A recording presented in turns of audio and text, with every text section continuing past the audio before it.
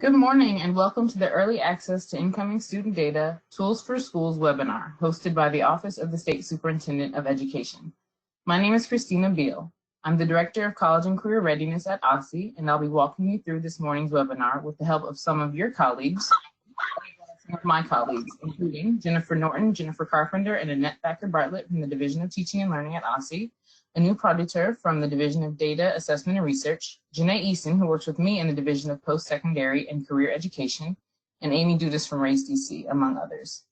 Jen Norton will be assisting by taking notes during today's webinar, and Janae Eason will be monitoring the chat box as well as uploading any links that are mentioned throughout the webinar. At the end of this webinar, we will have time for questions and answers, and at that time, I'll call on my colleagues, or they'll call themselves to answer any specific questions related to their work.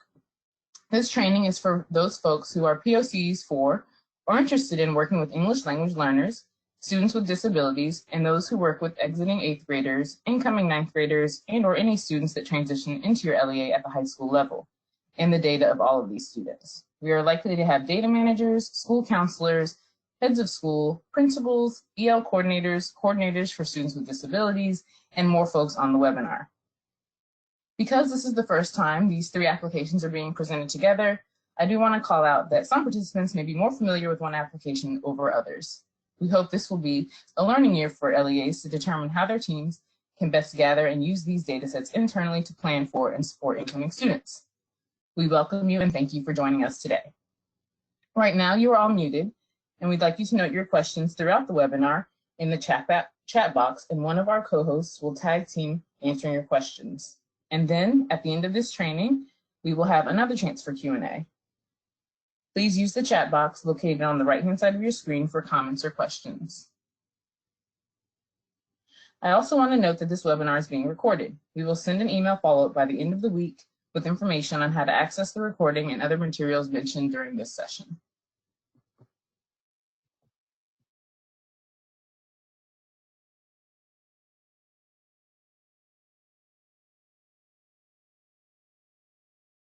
By the end of this session, we want you to have these 5 things. 1, a general understanding of the 3 Early Access to Student Data Qlik applications. 2, as we've heard from LEAs about the importance of incoming student data this upcoming fall, given the interruption of COVID-19 this school year, students will be transitioning next fall with even more unknowns about their academic progress and individual needs than in a normal school year. So we hope that you will leave this session with an understanding of the uses of these data systems and how the data can assist with the design and adaptation of interventions for incoming students. 3, we will tell you about the Kid Talk event this morning, which is an event that has traditionally focused on 9th grade transition, tied primarily to the High School Transition app. This year, we hope to better integrate the EL and students with disabilities data from respective applications and use this event for various POCs working with 9th grade transition to connect in person to discuss student data from these applications and build relationships. 4, we want you to be able to have a clear understanding of who from LEA is the appropriate POC for each application. And 5, of course, we want you to get the answers you need to any of the questions you might have. We've heard from school leaders and our various LEA contacts that access to student data prior to the beginning of the school year is very important for planning purposes, and even more important this school year, given that in-person student engagement ended unexpectedly in the middle of March and won't be resumed until the fall. With these applications, LEAs will have access to student data prior to the start of the school year. In fact, the applications are already live and contain student data for students who are already planning to attend your LEA this fall. We will talk about how to access the applications later in the session. Using the data from these applications allows LEAs to be able to prepare to meet specific student needs prior to those students entering the building on the first day of school. Some of those pre-planning activities might include planning for EL and special education services, planning for social emotional interventions, thinking through advanced classes placement, preparations for staffing and scheduling, and of course, we hope that using these applications and attending the Kid Talk event for those POCs from each application that work with transitioning 9th graders and high school students prior to the start of the school year will assist relationship building between trusted adults. While we want to acknowledge that there will be some data missing from these applications due to suspension in student testing, we hope that LEAs have access to the data that is available and use it to prepare for the upcoming school year. And we hope that this will assist LEAs with their processes of kicking off the school year informed and ready to serve students. For the 2021 school year, OSSE has created 3 separate Early Access to Student Data Qlik applications. The Early Access to Students with Disabilities Data Qlik application, the Early Access to English Learners Data Qlik application, and the High School Transition Qlik application, which for our 9th grade Counts Network members and longtime Bridge to High School participants is the same as what we have called the Bridge to High School Data Exchange. Qlik application just now has its own name. All of these applications have been released on the web and have role-specific access. We encourage you to reach out to your OSSE POC after this webinar if you do not have access and/or you are unsure of how to gain access if you should have it.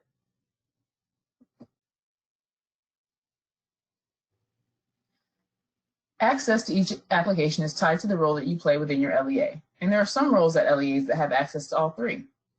Please check this visualization of the role-based access across the 3 applications. As you can see, LEA Data Managers, principals, and heads of school can have access to all 3 applications, while school counselors can have access to 2 of the 3. Stay tuned for information on how to sign up for access if you have a role at your LEA that could have access to these applications. And I'll give you a second to review the information.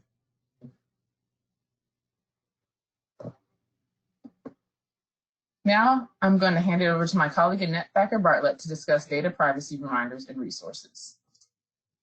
Thanks, Christina. And as you saw in the previous slide, OSSE, as a state-level agency, we do have to restrict who we share student-level data with, and that's why we have created, that's why we use the official point of contact roles, because those are roles at each LEA that are in our official contact list. So as a state, we restrict access to those individuals. However, once the data passes to those individuals through the Qlik app, of course, we want those who will be actually serving those students to be able to have that information as well. This is student level data. That the whole point of the data is for you to be able to for the people who are serving the students to have that data in their hands.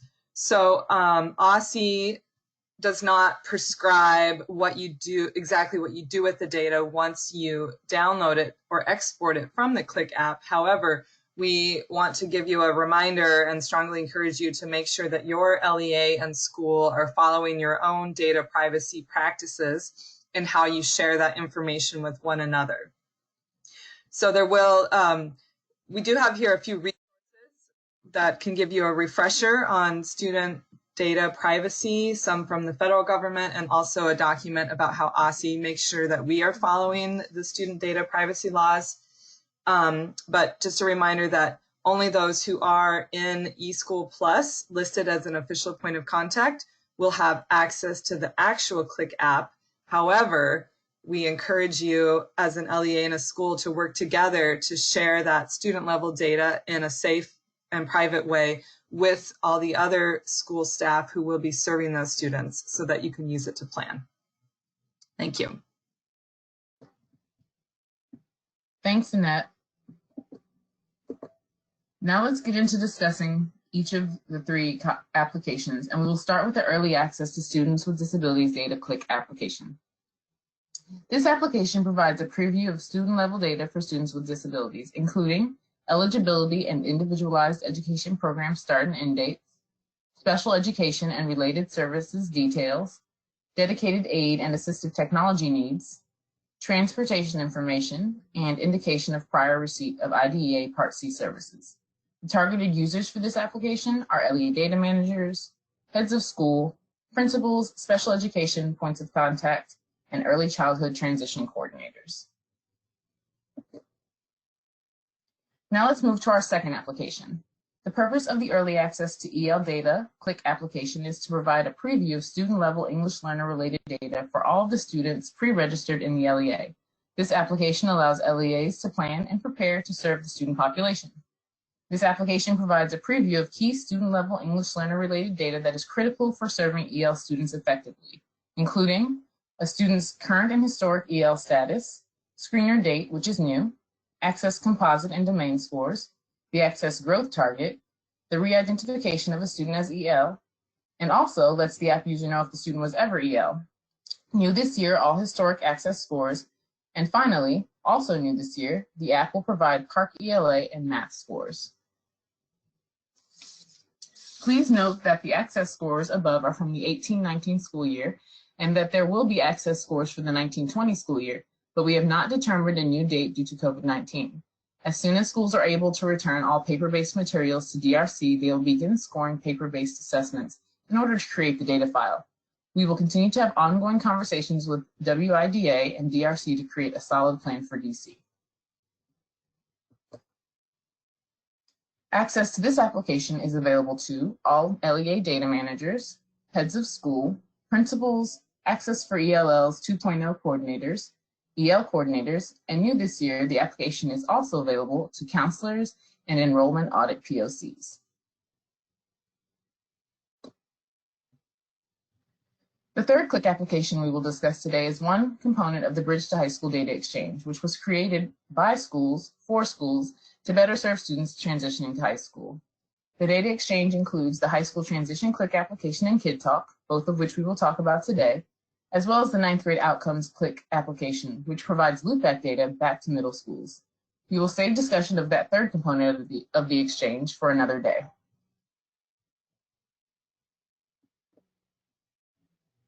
The High School Transition Qlik application provides participating high school LEAs a preview of student-level enrollment and outcome data to support their incoming students prior to the first official day of school, including student enrollment data for incoming 9th, 10th, and 11th grade students, demographic data, attendance data, statewide assessment data, math and English course names and grades for 8th and 9th grades, and this year there will be 2 new data elements, recommendation for social emotional intervention and recommendation for academic intervention with yes/no flag options.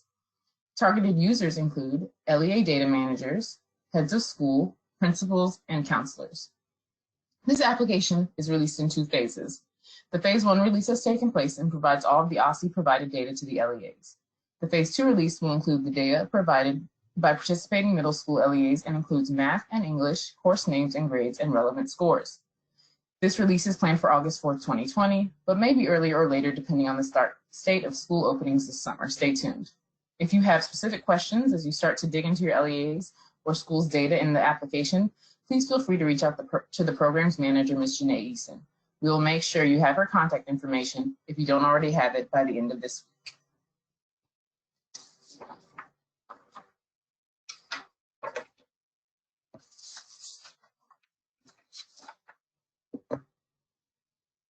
In response to LEA feedback from Bridge to High School Data Exchange surveys, RAISE DC and OSSE launched Kid Talk in August 2017.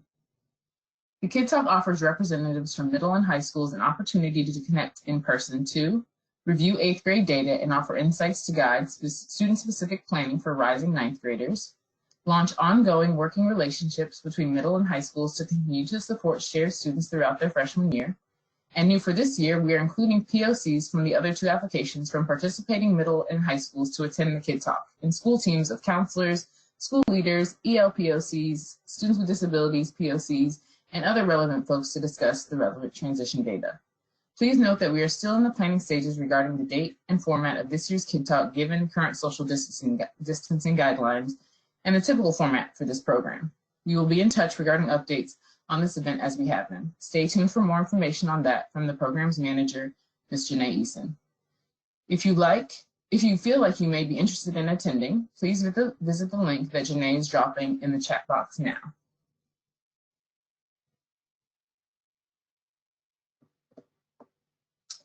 Now it's time for some audience polling. You should see, if you don't see it yet, you should see a poll question pop up shortly.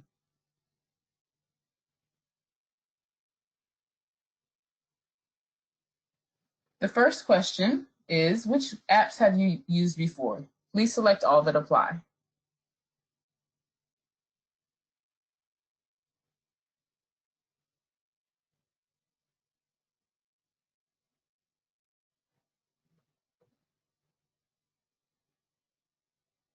We'll give you a second to do that.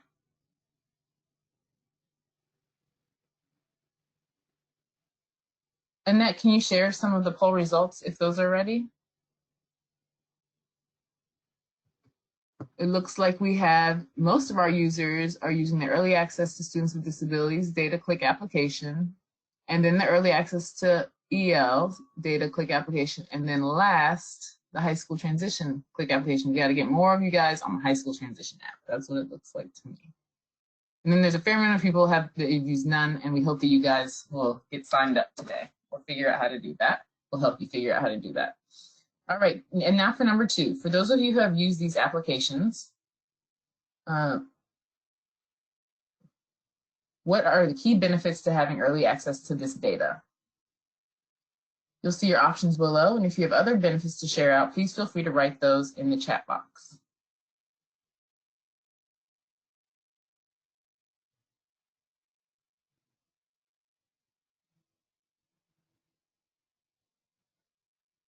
Annette, can you share some of those poll results if they're ready?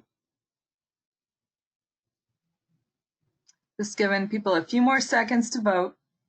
Okay.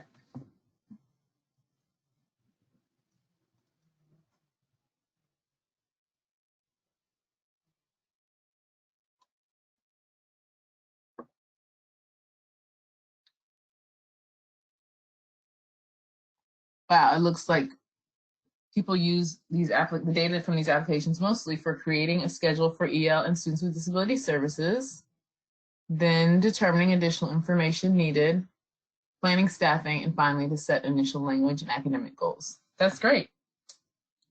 It sounds like we have varying experiences and uses for these applications. We appreciate our audience for sharing out. Thank you.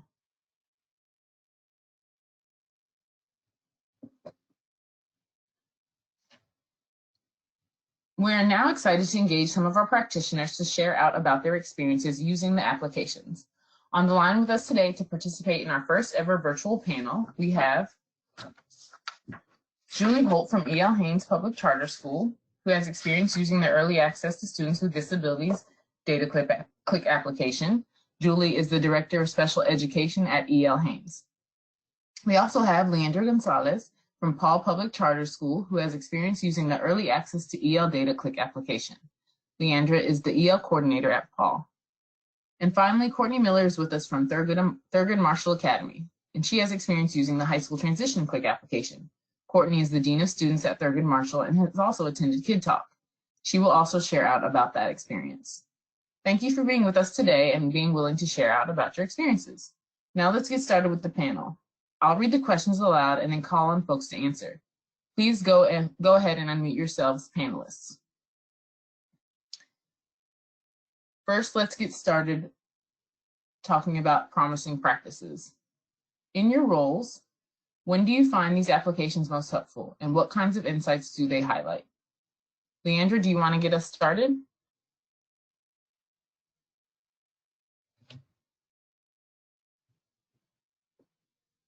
Hi. Sorry about that. Yes, so in terms of what's really helpful about the English Learner app is just having an idea of how many students are coming into our school that are English learners, and knowing the distribution of proficiency levels by grade level, by the middle school and the high school. It's also helpful to know which students are dual identified and students that have recently arrived to the US. As well as the sending LEAs, so we can contact the schools that they're coming from just to get a little bit more information. Thank you, Leandra. Now let's go to Julie. Hi, everyone. I have used the Early Access to Students with Disabilities app. It has been incredibly helpful for the start of the school year. We're already using it to start looking at students for next year. We start by using it to identify, just first of all, who is a student with a disability that's identified by OSSE, so that we can start reaching out to the families in prior school to have conversations about their transition. And from a data perspective, we're using it to set up schedules, identify which students have dedicated aides, which helps both for staffing and hiring at this time of year. It also has the ability to point out which students qualify for transportation, so that we can be prepared to support that as soon as we have access to them in EasyIEP. So those are some of the quick ways I know we use it off the top of my head. Thanks, Julie. That's great. It's very helpful. And finally, What are your thoughts, Courtney? Are you able to unmute yourself? Yep, I think I got it. Okay, great. So Yep. what are your thoughts? Can you mind sharing with us? Absolutely. Hi, everyone. These applications are really helpful as we're planning for summer bridge and summer prep. Getting information about incoming 8th graders, specifically how they did with attendance, what their relationship was like with some of their teachers, finding out who some of their mentors were. You can kind of see that in the newer data set there. So it's really helpful as we're planning for the summer bridge programming, so we can start intervening or even supporting students pretty early. We use it for scheduling. We use it to contact our community partnerships. So it definitely comes in handy pretty early on before we actually get to meet the students face to face. Thanks, Courtney. Thanks for sharing that. For our second question, can you all talk a bit about how the applications and Kid Talk, if it's applicable, enhance your school and student resource planning? If you have anything to add to what you've added already. Julie, do you want to get us started with that question? I think the main way we use it for resources is thinking ahead for staffing, and particularly around thinking about if we need additional special education teachers or dedicated aides or paraprofessionals to support students. Thank you. And now let's go to Leandra. Hi. So yeah, we definitely use it in terms of identifying staffing needs, the number of teachers that are needed, in terms of scheduling, both for students and teachers, if we need to put students in different interventions. We also use it to create English language proficiency plans and determine the type of support that students will need in the classroom. It's also been really helpful having the growth target goals, because these are conversations that we can begin to have with students in the beginning of the school year so that they're aware of what their score means and where they need to be by the end of the school year with the assessment. Awesome, thank you. Finally, what are your thoughts, Courtney, in regards to the application and Kid Talk if applicable and student resource planning? Yeah, I'll have to echo some of the panelists. Yes, definitely for staffing. We use a lot of it just to see if we can use for courses, to see if they need foundational reading courses with some foundational math courses, attendance planning, just kind of making sure that we get in contact with the families early and really build relationships with the families pretty early. And then of course, community partnerships, just knowing who's coming in or having an idea of who's coming in and letting our community partners also get an idea so that they can get their resources together when we finally come together and partner. Wow, thank you. Now let's talk about roadblocks and common challenges. What barriers to using this information have you been able to overcome in the past? How did you do it? Courtney, feel free to get us started with that. One of the first barriers would have been one, just not being afraid of what people will do with data, just making sure that we establish that the data is really about a springboard into a story. You know, it's not just about the stats, but it's the story behind the stats. And so a lot of times data is not given to the people who can really do something with it for fear that there's going to be a mindset that's not asset based. So just establishing that we are looking at data from an asset based perspective was one of the barriers that we were able to really push through this year. That's awesome. Yeah, that's really important to prompt people the appropriate way when getting that data. Thanks for sharing. Now let's go to Leandra. Yes, I think that I completely agree with what the other panelists was saying. Just in terms of having this information as early as possible is really helpful in terms of planning. It's also nice to have all the information in one place. It just gives you a good idea of, you know, just a perspective of what the student, our new student is coming to us with, and just to be able to better plan for the entire school year. Thank you. And finally, what are your thoughts, Julie? about any barriers that you guys have been able to overcome in the past with using information. I think the start of the school year, one of the things that can be really stressful for special ed teams is making sure students have access to transportation to make sure they're getting themselves to school. And by having information ahead of time of which students require transportation, we're able to make sure that students are either set up as soon as we're able to through the TOE system, or we're providing alternate options. In the past, we might not have found out prior to this app if a student needed transportation, and they might have missed school because of it. And so this really helped with that. And I think, again, just having all the information in one place, and to echo what some of my colleagues have said, and I think also parents can opt to share information with us when they transfer in, but there can be gaps between what we hear from parents and then what's officially kind of in their IEP. So this helps close those gaps from like a data perspective, and then prompt some good conversations with families about student needs before they even walk into our building. Thank you for sharing. Finally, let's talk about building buy-in and systematizing practices. First, how have you engaged your teams in applying insights from the use of these applications and Kid Talk if applicable? Leandra, do you want to get us started with that question? Sure. I think just having just access to this data, first before we meet the students is just very helpful, so we can figure out what support will look like for the student. And then obviously when we meet them, that helps us even more to understand what their needs are. They're very unique for each student. And I think the more information that we can provide teachers before the school year begins is super helpful. They can begin planning in advance, so it's not such an overwhelming start to the school year when we have several new students that have been identified as LEAs. If it's okay if I can follow up, like how do you typically share that with your teachers? So in the beginning of the school year, we usually meet as a department before students come in, and we look at all the scores. From there, we start developing ELP plans and compile some accommodations and modifications based on the ELP level for each domain. We also look at which domain are a majority of the students low in, so we know how to guide our instruction throughout the year to push them to meet their target goals.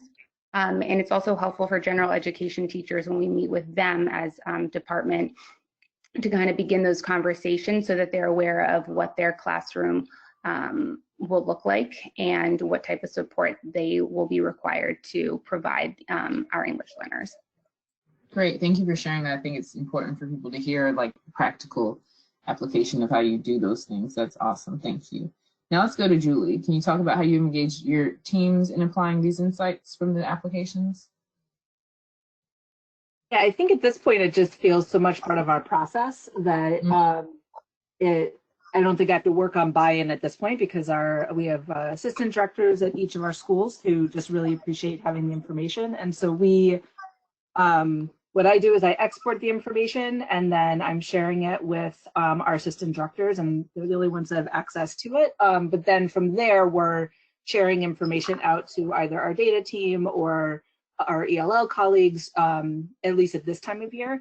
When it gets closer to the start of the school year, we're doing meetings with our teams prior to students coming in the building, talking about what we know so far and planning for how we can support students from the beginning. Great, thank you. And finally, Courtney, do you have any thoughts, especially in regards to maybe Kid Talk, since you have a different vantage point on that as well? Oh, definitely. Kid Talk, since we are saying this wonderful term, Kid Talk is so important to this whole process, and being able to meet with other schools that our kiddos are coming from. It's game changing. The thing about DC, parents and families have the benefit of school choice, but the shadow to that sometimes for schools is, kind of having a stream or a line of where the student has come from. You kind of don't know until you actually meet the school. It's not like you have one elementary school that leads to that middle school that leads to that high school. They could be anywhere in the city. So coming together at Kid Talk is just, it's the game changer for us. As far as the folks that we bring to Kid Talk, it used to just be, you know, thinking that it was one person. But the last 2 years, we have 3 different teams in which we all kind of come together before the students come. One team is the student support team, which is deans and our mental health team and our SPED team. But then we also have a peer board. We have the rising 10th graders who we get to ask them, hey, how did we do? This is what we kind of thought you all needed. And then as we met you, this is how we tweaked it. Now that it's over, how did we do? You know, and having those conversations with them have just been pivotal. And then you also have, of course, the academic team, which includes the instructional staff and, of course, SPED and standardized testing staff. So these 3 different levers kind of all come together with these insights, and we all make sure that we have, you know, multi-tiered systems of support for students, and we're kind of tweaking along the way. So it's becoming a norm. Not quite there yet, but it is becoming a norm for us. That's awesome. Thank you so much for highlighting that and sharing that. For the second question, you might not have more to share, but if you have more to share, any thoughts on how today's participants can maximize the use of the data from these applications? You kind of addressed that a little bit, but Julie, do you have any more to share on how participants can maximize the use of the data? I don't think I have anything else really to add. Maybe one thing I could add is that I didn't mention that part of the data you have is actually how many hours students have for whether it's inside or outside, and all the different both special education services, the specialized instruction services, and related services. And I think that does help with planning for schedules. And I think I didn't mention it also helps with planning your related services and their caseloads. So I think that's one other way you could use the data. Awesome, thank you. How about you, Courtney? Anything else to add in regards to that? In maximizing the use of data? Yeah. No, just really just emphasizing the importance of having a data protocol and using it, you know, and not being too concerned about it getting in the wrong hands, but just establishing the protocol at the beginning for everyone involved. And I think that's the way to maximize it, by not holding it back, but to set boundaries and to set mindsets around it. So. Right. Yeah, that makes a lot of sense. Thank you. And finally, any other ideas from you, Leandra, about maximizing the use of the data from the application? Well, I think what's most important, especially because we don't have access scores for this school year, or we might not have them for all of our students, just using the historical data that the app has. It gives you insight into where students were in previous years in terms of their English language development, their scores. So I think just having access to that information will be really helpful for the upcoming school year, when there's still so much information that we will not have. So I think that, yeah, just utilizing the historical data will be very important this school year for L coordinators. Awesome. Thank you for highlighting that component of the application. That's helpful. And finally, for our last question, we want to ask Courtney, from your previous experience in Kid Talk, which you did a great job of sharing about just now, so if you don't have much more to add, that's okay. But can you share with us, if there's anything else that you want to add, what have been your most valuable conversations and why they were so valuable to you? It's so much to share about Kid Talk. So some of the most valuable conversations we've had, though, is, of course, you're looking at the early warning data, you know, the attendance, the behavior, how they're doing in their courses. But just to be able to get a narrative from the perspective of a person, usually it's like a counselor, a perspective of a person that knows the child's story to a much heavier degree than numbers can. So understanding how the parent contact may have gone throughout the school year, just knowing if that parent or if that family was easily accessible, a little bit more difficult, that's really helpful. Knowing what student activities the student was involved in, and like if they had any mentors, that's always really helpful. And then also seeing that standardized test score versus the classroom performance. and kind of getting some sort of narrative as to why one thing might be totally different from the other, or just the variables are really helpful to get more information about there at the Kid Talk. So that's awesome. Yeah, and it sounds like it ties really well back into your initial comment about being asset-based, and I can see how person and looking at those numbers together and discussing it can really frame that conversation in a positive and productive way. So that's awesome. Thank you for sharing and for closing the loop on the panel so well. We appreciate all our panelists, Courtney, Leandra, and Julie. I'm giving them a silent round of applause in front of my computer right now, so thank you. We appreciate you sharing your experiences with us and doing it virtually for the first time for us. Thank you for your help in talking about the bits of using these applications and also the Kid Talk experience, Courtney. We hope that that's helpful to our other listeners. So you guys can go mute yourselves if you'd like. Thank you. Thank you, guys. All right, before we get into questions from the audience, I want to briefly review how to access the Qlik applications and next steps to take after the webinar. There are multiple ways to access Qlik. Two common ways are go to sled.osse.dc.gov and click on the Reports tab, then click the OSSE Analysis Tool option, or go directly to analysis.osse.dc.gov. In the subsequent follow-up webinars for each application, which you should receive links to via email by the end of the week, there will be more in-depth how-to technical and application access information that will be available for your review and for you to share with appropriate team members at your LEA or school. So you'll get more follow-up information on the how-to and accessing the applications shortly in a follow-up email from us after this webinar later this week. Let's talk about recommended next steps. First, we ask that you ensure the appropriate POC is aware of and has access to the various early access to student data Qlik applications. Please make sure the application point of contact views the follow-up webinar for the appropriate early access application. Links for those pre-recorded webinars will be shared with you in a follow-up email by the end of this week. Again, if you find yourself interested in attending Kid Talk this summer, now that you know more about it, please complete the interest form. Janae, can you put it in the chat box again for folks? Also, stay tuned for information from Janae Eason regarding Kid Talk updates as we have them. Start thinking about who will be a part of your Kid Talk team to best support incoming ninth graders given the availability of data in the 3 applications discussed today.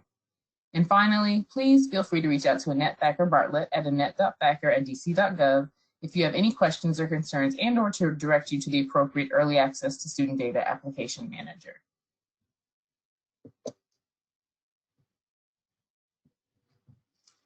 If you have questions, please feel free to type them in the chat box, and I or one of my colleagues will do our best to answer your questions. Janae, if you have any of the larger theme questions you've been receiving throughout the webinar, please feel free to talk through some of those now, and Annette can help with calling on colleagues to answer. Sure. Hi, everybody. I think that one of the big questions that everybody has so far is just when they will be able to see information for the students that are coming in for the upcoming school year.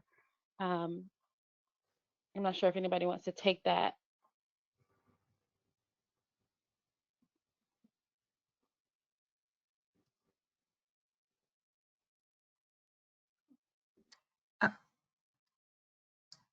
This is Stephanie. Hi, Stephanie. Hi. You're asking the question around how LEAs will see their data for new incoming students, correct? Yes, and when? Yeah. Yeah. So once their LEA transition their student information system to school year 2021, and they begin to send data through to OSSE as a stage 4 enrollment, they would then begin to see more student data included in the application. And Stephanie, a follow-up question to that: what chain of events have to take place for data for incoming students to start showing up right now in some of the apps? Is there some data for incoming students that's starting to show up now in any of the apps? Yeah, so some of the apps rely on data that are coming through My School DC that are showing students who are electing to go to your LEA. but more data specifically around your returning students should be coming through once you do the transition of your student information system. And then for those LEAs who do not use My School DC, specifically adult LEAs, they will not see any of the new students until they transition into the new school year. So for an example, for a school that is using My School DC, if a family that has a student with a disability receives an offer of enrollment at your LEA to come as a new student, and the parent, through My School DC, the parent accepts that spot of enrollment, then that triggers the ability for that student's information to be pushed into the Qlik app for early access to students with disabilities data, because the parent has accepted the enrollment slot. That allows OSSE to push that data into the Students with Disabilities Qlik app so that the LEA can see, get a preview of some of the needs that student will have, even before. That's also, Yeah. That's also contingent upon the LEA doing their part in the My School DC application as well. Great, thank you for clarifying that. Mm-hmm. So actions taken on both sides by the parent and the LEA will then trigger the ability for the data to show up for that student in the Qlik app. Correct.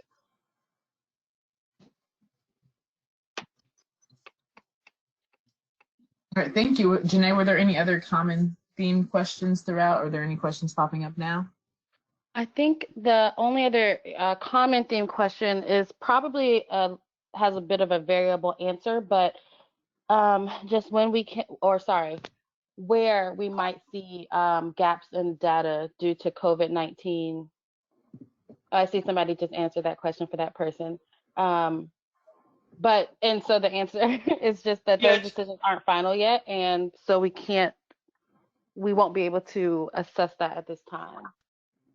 Yeah, this is Stephanie. I actually managed a data discussion meeting, so I would just say to everyone that at an upcoming data managers meeting, which we're tentatively scheduled for May 28th, it is at that time we will address more broadly the questions that are being asked here around how we will manage attendance data, as well as how we're going to look at any data gaps around assessment that we will consider, given that we were in the COVID-19 period during these times.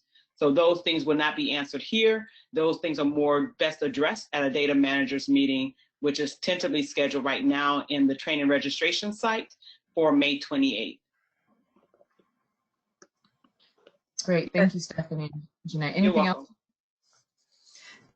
And I will add that for the high school transition app, as you know, those of you that participate with that, you sign an agreement around sharing the data to ensure that it's secure. There is some flexibility in the type of data that 8th grade schools are able to pass on to the 9th grade school. There's some flexibility and some open-endedness there in the type of data. So I encourage those of you who will be passing on that data through the high school transition app to think about, given this year's situation and how the school year is ending in a different way this year than it typically does, what type of information can you share about these students that you're sending off to high school, given to this year's situation, that will be most helpful for those who will receive the students. So there's some flexibility there based on the MOA you signed. So we encourage you to think about it from the perspective of, if I was the receiving school, what would I want to know about the student that can help me better serve him or her? That's a great point, Annette. Thank you for highlighting that. All right, sounds like those are the main questions that were thematic. We have a list of all the other questions asked, and we'll make sure we answer them and follow up accordingly, potentially with an FAQ document.